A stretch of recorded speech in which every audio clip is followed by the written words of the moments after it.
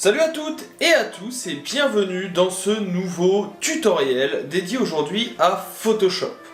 Dans ce tutoriel, je vous invite à venir découvrir comment créer une affiche de cinéma. Nous allons voir comment utiliser ce type d'affiche que l'on voit beaucoup chez Netflix, mêlant un portrait, souvent de profil, et utilisant d'autres photographies. On va voir les différents outils pour pouvoir réaliser cela. J'espère que ce tutoriel vous plaira. Si c'est le cas, n'oubliez pas de liker, partager et vous abonner. Ça permet à la chaîne de continuer à se développer. Et moi je vous dis à tout de suite pour d'autres vidéos. Passons donc à notre petit exercice pour réaliser un exemple d'affiche de film. On va commencer avec cette base qui va nous permettre de créer la base. Je vais venir ici enlever le petit cadenas et faire un CTRL T qui va me permettre de faire une symétrie horizontale pour inverser tout simplement le sens de ma photo, et je vais même venir l'agrandir un petit peu pour qu'elle prenne plus d'importance dans mon cadre. Je vais également venir ici faire une sélection. Pour ça, je vais prendre mon outil de sélection rapide. Je vais venir cliquer sur Cloud dans sélectionner un sujet en haut et cliquer sur sélectionner un sujet. Ce qui va me permettre normalement de venir sélectionner ici mon personnage. Je vais faire un CTRL J, ça me permettra de l'avoir à part, ça me resservira un petit peu plus tard. Maintenant que cela est fait, le principe va être de venir réaliser des formes. Donc là par exemple, vous voyez, je vais réaliser un rectangle. On peut le remplir avec une couleur de fond si on le souhaite. On peut venir l'agrandir, le rétrécir. Il nous servira de base pour pouvoir venir travailler par la suite. Si ça arrive parfois, comme moi, vous avez un petit bug qui fait qu'il n'apparaît pas, c'est un souci que j'ai depuis la dernière version, on va le faire un petit peu plus à l'ancienne. Je vais créer un nouveau calque, et ici mes rectangles, je vais venir les faire avec un outil de sélection et remplir avec du noir, ou en l'occurrence ici plutôt avec du gris, pour que ça soit un peu plus visible. Ces éléments, c'est eux qui vont me permettre de pouvoir venir remplir ma photo. Je vais pouvoir venir les agrandir en appuyant sur Shift en termes de largeur.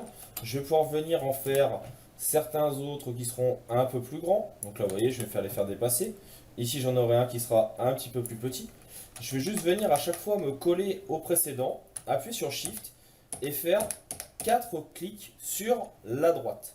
Ici, c'est pareil, donc je vais venir me coller au début. 1, 2, 3, 4, me permettant ainsi d'avoir toujours le même espace. Là, pareil, 1, 2, 3, 4. Comme ça, j'ai toujours la même distance entre chacun des éléments. On va venir également en rajouter un ici, qui va dépasser un petit peu par exemple vers le haut, et un qui sera un petit peu plus long, qui viendra lui aussi se placer vers le bas. Pour le dupliquer, j'appuie sur Alt, je le rappelle, donc ici vous avez votre forme, on appuie sur Alt et on décale. 2, 3, 4, 5, et là on a quelque chose qui me plaît bien. À voir après comment on les replacera. Maintenant qu'on a ces bases, on va pouvoir venir les intégrer pour créer des formes dans notre composition. Pour ça, j'ai plusieurs calques qui sont ouverts ici que je vais utiliser. Faire un CTRL A, CTRL C, venir le coller dans mon autre photo qui est celle-ci, et on va pouvoir venir le réduire. J'appuie sur Alt en même temps que je réduis. Ça va me permettre de pouvoir venir donc le mettre au-dessus d'une des formes de mon choix. En l'occurrence, moi, celle qui m'intéresse, c'est celle qui est cachée ici. Je le mets par-dessus et j'appuie sur Alt. Ça va permettre que la photo ne soit visible que dans ce calque. On va venir faire la même chose avec une autre photo. On copie, on colle. Je viens la mettre au-dessus de l'autre qui est ici. Pareil, je viens coller. Et on va faire ça avec chacune de mes photos. Une fois que c'est fait, je peux fermer les onglets qui ne sont pas forcément utiles. Et on va juste replacer le tout. On verra après, bien sûr, pour adapter la taille, pour adapter la visibilité de chacun. Bien sûr, ici, ce ne sont pas des photos qui ont forcément une logique que j'ai choisie. L'idée étant de vous montrer surtout la technicité. Ça sera à vous après de définir ce que vous voulez mettre ensemble, les types de photos que vous voulez, etc. Et donc là, j'ai ma dernière photo qui est ici. Pareil, on va venir l'intégrer et on va la mettre au-dessus de la dernière partie qui est à cet endroit. Vous pouvez classer un petit peu le tout. C'est-à-dire qu'à chaque fois, vous cliquez sur la touche CTRL, vous venez sur le calque qui est écrêté et vous faites des groupes. Ça permettra de pouvoir venir les classer beaucoup plus facilement, comme ceci, et ainsi les retrouver. Vous pouvez aussi faire quelque chose qui est fortement recommandé et que j'ai tendance, moi, à négliger, à mon grand désarroi, c'est tout simplement de renommer les calques. Et donc là, vous voyez, je peux maintenant rentrer dans chacun des groupes, venir eh bien, modifier, déplacer pour que ça s'adapte au maximum. Maintenant, ce qui peut être intéressant, ça serait de venir eh bien, faire que ces différents éléments ici viennent uniquement être visibles dans le personnage. Petite solution. Je fais un CTRL G pour grouper ici mes images. Et on a pris tout à l'heure la sélection de cet élément. Et bien je peux faire un CTRL-clic pour reprendre la sélection et mettre un masque d'écrêtage, de façon à ce que les photos ne soient visibles, vous voyez, que dans le portrait. À vous de définir. Ou alors, vous pouvez mettre un masque d'écrêtage sans sélection, qui fait que là, à tout moment, eh bien, vous pouvez venir faire une sélection, prendre votre pinceau avec du noir et vous pouvez venir effacer pour adapter comme vous le souhaitez. À vous de définir le tout. Si vous voulez quelque chose qui suit, vous voyez que vous pouvez venir effacer. Si vous voulez avoir la sélection, on l'a expliqué juste avant, CTRL-clic. Je vais venir faire ici une petite sélection modifiée, dilatée. On va l'écarter de 10 pixels pour avoir quelque chose d'un peu écarté justement. Et donc là, on va mettre le masque pour avoir le tout. Maintenant, comment rendre un peu ça homogène, comment faire que ce soit un peu plus sympa? Et bien ce que je vais faire, c'est que au-dessus de mes éléments, ici, je vais venir mettre un teint de saturation. Ce teint de saturation, je vais l'écrêter pour qu'il ne soit visible que sur le calque ou le groupe de calques qui est inférieur. Et en cliquant sur coloriser, je vais pouvoir venir modifier la couleur. Je peux également venir prendre ici les différentes pipettes et surtout je peux essayer de retrouver des couleurs qui vont m'intéresser et qui vont correspondre à mon affiche.